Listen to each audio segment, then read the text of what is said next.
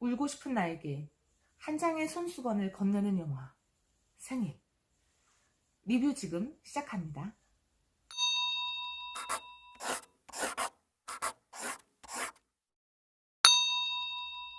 안녕하세요. 영화 또 보는 또바입니다. 영화 생일 보고 왔어요. 많이들 아시는 것처럼 2014년 6월 16일 세월호 이야기를 다룬 영화입니다. 일각에서는 이 영화가 세월호를 다뤘다는 이유만으로 세월호를 상업적으로 이용한다, 이런 비난들을 하기도 하는데요. 영화라는 것이 사실은 문화 산업이다 보니까 그런 의심의 눈초리를 보내는 것도 이해가 아주 안 가는 건 아니에요. 하지만 이 영화를 일단 보고 난다면 적어도 이 영화가 세월호 팔아먹기를 하고 있구나 라는 식의 비난을 하지는 않을 것 같습니다.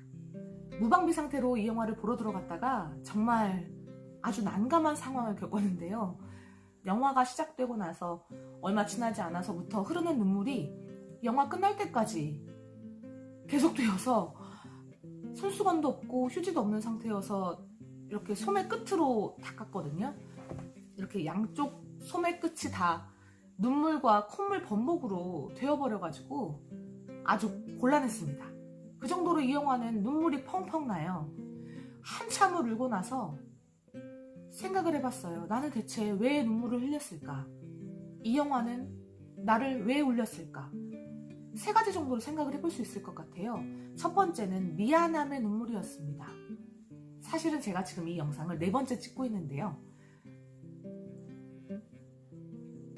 영상을 찍으면서도 계속 울컥울컥 올라와서 눈물이 자꾸 나가지고 리뷰를 제대로 할 수가 없더라고요. 지금 그래서 이게 지금 4번째 카메라를 켠 것입니다. 아까 말씀드렸던 것처럼 미안한 마음이 저를 울게 만든 첫 번째였어요. 그러한 일을 절대로 겪어서는 안 될 그러한 일을 겪게 해서 미안한 마음, 그리고 그 이후에 제대로 된 진상규명을 하지 못한 그 미안함, 그리고 그러한 비극이 있었음에도 불구하고 지금 아무것도 바뀌고 나아지지 않은 점에 대한 미안함. 이 미안함이 저를 울게 만들었던 것 같습니다. 눈물의 두 번째 이유는 공감이었어요. 영화에는 설경구, 전도연 두 배우가 연기하는 엄마와 아빠, 그리고 예솔이, 그 외에도 많은 유가족분들이 나옵니다. 감히 어떻게 그분들의 마음을 조금이라도 상상할 수 있겠느냐마는 영화를 보는 내내 감정이입이 되었어요. 그러므로 인해서 마음이 아파왔습니다. 그 아픈 마음이 눈물이 되어서 나왔고요. 세 번째 눈물의 이유는 위로였습니다. 대한민국은 세월호 이전과 세월호 이후로 나눌 수도 있다 라는 말이 있을 정도로 세월호의 일은 우리에게 아주 큰 상처와 아픔을 주었는데요.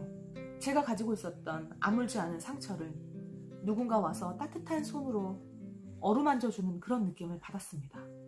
아마 이 영화를 보신 많은 분들이 저와 비슷한 감정을 느낄 거라고 생각해요. 이 영화의 장르는 드라마예요. 영화적인 완성도로서 본다면 이 영화가 아주 빼어난 드라마라고 볼 수는 없을 것 같아요. 하지만 결론적으로 말하면 저는 그 어떤 드라마보다도 좋은 드라마라고 생각을 합니다. 이 영화의 소재와 주제의 목적에 딱 들어맞는 이야기와 연출이라고 생각해요. 이 영화의 가장 큰 미덕을 저는 자연스러움이라고 봤습니다. 우리는 세월호 사건에서 가장 원하는 것이 진실입니다.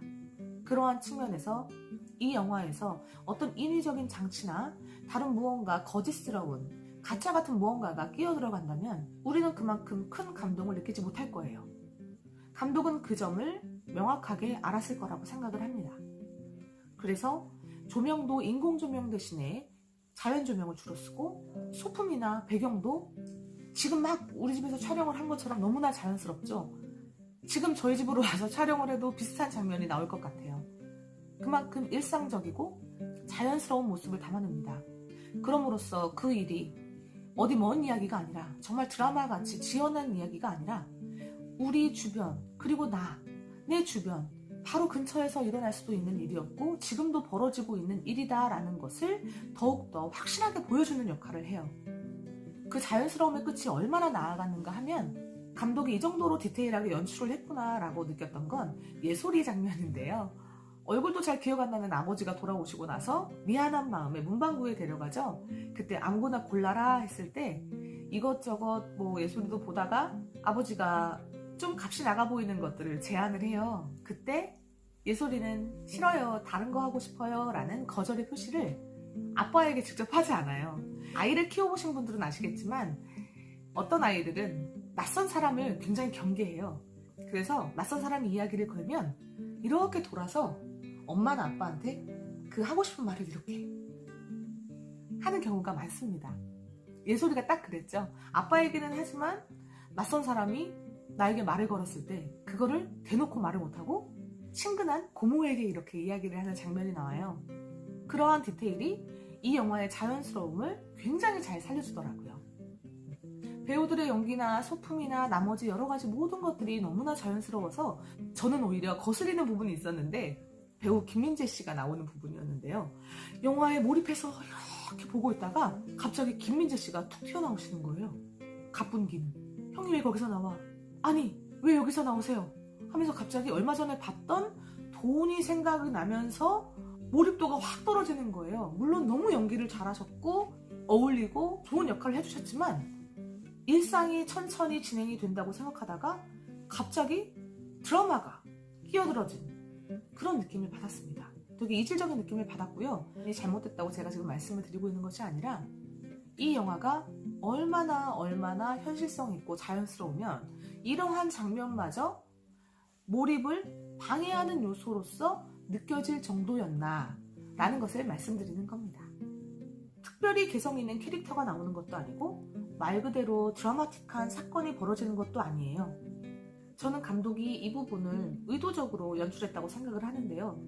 바로 그러한 일상성, 현실성, 자연스러움이 우리가 세월호에 가져야 되는 태도가 아닌가라는 것을 감독은 말하고 싶었던 것 같아요. 너무나 비극적인 사건, 아직 치유되지 않은 우리의 일을 드라마로 만들고 싶진 않았을 거예요.